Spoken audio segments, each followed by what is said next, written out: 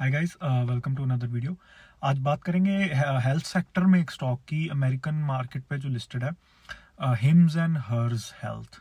ये स्टॉक पिछले एक साल से काफ़ी चर्चा में है क्योंकि इसने पिछले एक साल में काफ़ी अच्छा खासा रिटर्न बनाया है और इन्वेस्टर्स काफ़ी इसके लिए क्यूरियस हैं इस कंपनी के लिए, और उसे ही आज एनालाइज करेंगे। सबसे पहले अगर बिजनेस मॉडल देख लें हम हिम्स एंड हर्स हेल्थ का, एक टेली हेल्थ प्लेटफॉर्म है इनका। ये बेसिकली डॉक्टर्स और मेडिकल प्रोफेशनल्स को कनेक्ट करते हैं पेशेंट्स के साथ। मतलब आप इनके प्लेटफॉर्म पे जाके किसी भी तरह की कोई एडवाइस, मेडिकल हेल्प कुछ भी चाहिए हो तो आपको ऑनलाइन घर बैठे बैठे ही इनकी वेबसाइट के थ्रू, इनके प्लेटफॉर्म के थ्रू आपको मिल जाएगी।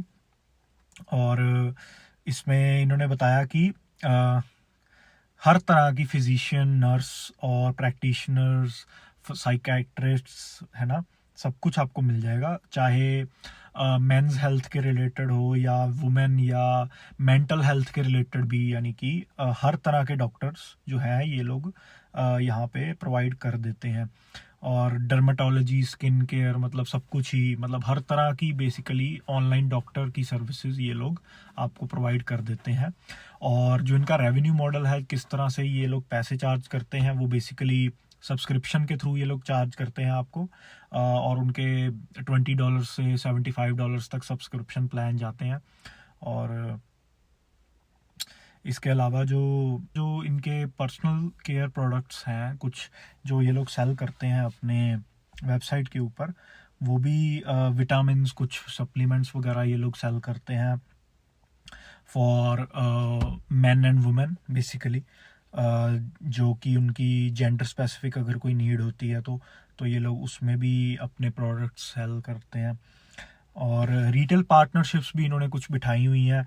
कुछ 20,000 प्लस रिटेल लोकेशंस पे जो हैं वो इनके प्रोडक्ट्स आपको मिल जाएंगे। और होम लैब टेस्टिंग भी ये लोग करवा देते हैं आपको। काफ़ी सारी सर्विसेज हेल्थ के रिलेटेड ये लोग आपको प्रोवाइड करवा देते हैं। और जो मेनली इनका मार्केटिंग, इन्होंने काफ़ी स्पेंड की है ऑनलाइन।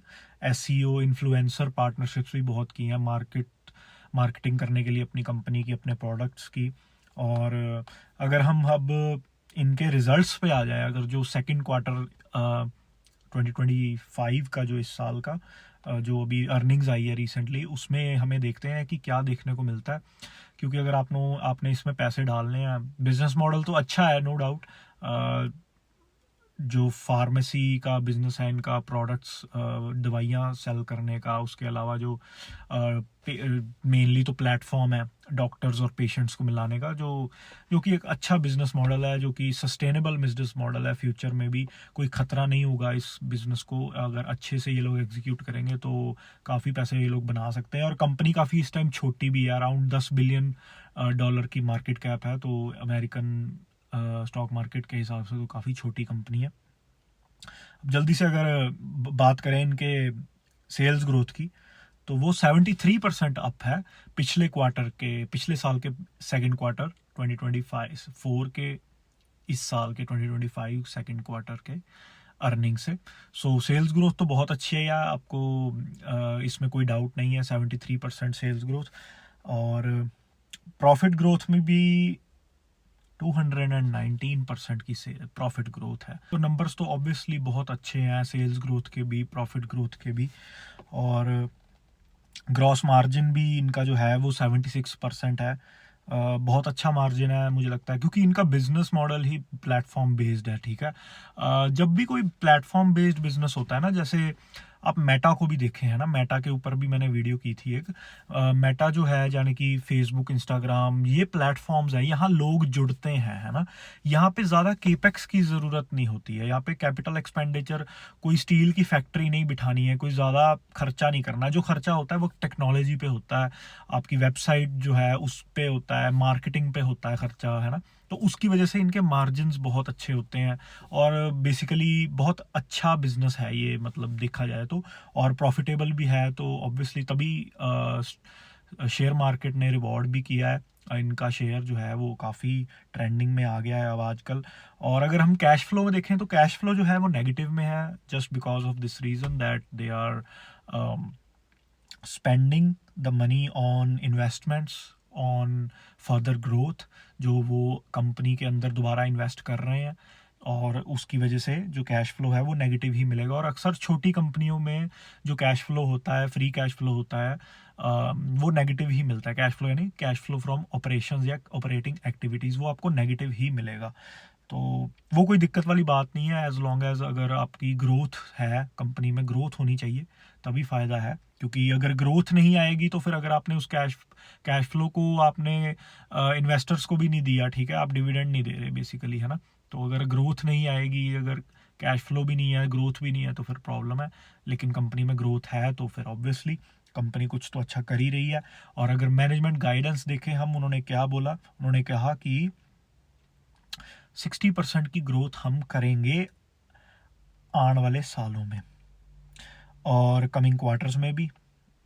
तो जो कि बहुत अच्छा उन्होंने नंबर दिया है। मुझे लगता है कि कंपनी की मैनेजमेंट अगर कोई भी नंबर स्पेसिफाई करती है तो मतलब वो कॉन्फिडेंट है कि वो इस नंबर पर के आसपास तो कम से कम पहुंच ही जाएगी। 50% की, अगर 55% की कहा है उन्होंने, तो अगर मुझे लगता है कि इनके आसपास भी ये लोग पहुंचते हैं तो बहुत अच्छा है। यहाँ पे इन्वेस्टर्स के पास अपॉर्चुनिटी है इस कंपनी को देखने की। लेकिन अगर हम वैल्यूएशन भी देख लें, है ना, फटाफट, क्योंकि अगर आपने कोई स्टॉक बहुत ज़्यादा महंगा ले लिया तो फिर प्रॉब्लम हो जाती है। रिटर्न ऑन एक्विटी अगर हम देखें तो रिटर्न ऑन एक्विटी बहुत अच्छी है इनकी, 40% की रिटर्न ऑन एक्विटी है, देखिए।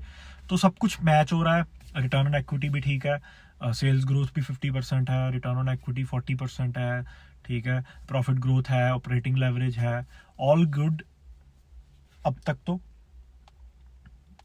अगर हम पी रेशो भी देख लें, क्योंकि पी रेशो हमें आइडिया दे देगा कि कंपनी कहाँ है, तो पी रेशो इनका 75 है।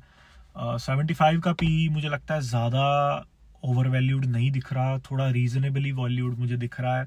तो ज़रूर आप, मुझे लगता है, इस कंपनी को देख सकते हैं।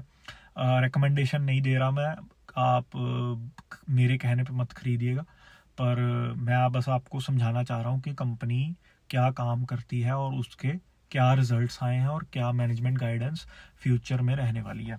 तो होपफुली मुझे लगता है कि हिम्स एंड हर्स जो है वो अच्छा ही करेगा फ्यूचर में भी। और मुझे लगता है अगर यहाँ से पी थोड़ा और करेक्ट हो जाएगा तो फिर तो मुझे लगता है कि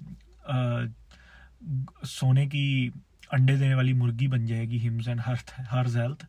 पर पता नहीं होगा या नहीं होगा, लेकिन मुझे लगता है 75 का पी भी कोई ज़्यादा नहीं है यूएस मार्केट में। क्योंकि यूएस मार्केट, आप देखिए, यूएस मार्केट ना बहुत बड़ा है। इंडियन स्टॉक मार्केट में 75 का पी अगर आप लेते हैं तो फिर वहाँ पे वो ओवर वैल्यूड बन जाता है, क्योंकि स्टॉक मार्केट इंडिया का थोड़ा छोटा है as compare to US market, है ना। यूएस मार्केट काफ़ी बड़ा है, वहाँ तो ट्रिलियंस, 4 ट्रिलियन की कंपनी एनवीडिया बन गई, है ना। तो 4 ट्रिलियन तो इंडिया का जीडीपी ही है, ठीक है ना। तो आप उस तरह से कंपेयर कर सकते हैं इस चीज़ को कि 75 का पी मुझे लगता है रीजनेबली वैल्यूड है हिम्स एंड हर्स हेल्थ के लिए। बाकी आप डिसीजन ले खुद ही, मुझे लगता है कि पॉजिटिव होगा future hims and hers health का। और मिलते हैं फिर हम नेक्स्ट वीडियो में किसी और कंपनी के साथ, किसी और सेक्टर के साथ। Keep watching, thank you so much. कोई क्वेश्चन हुआ तो कमेंट्स में ज़रूर लिखिएगा। Thank you.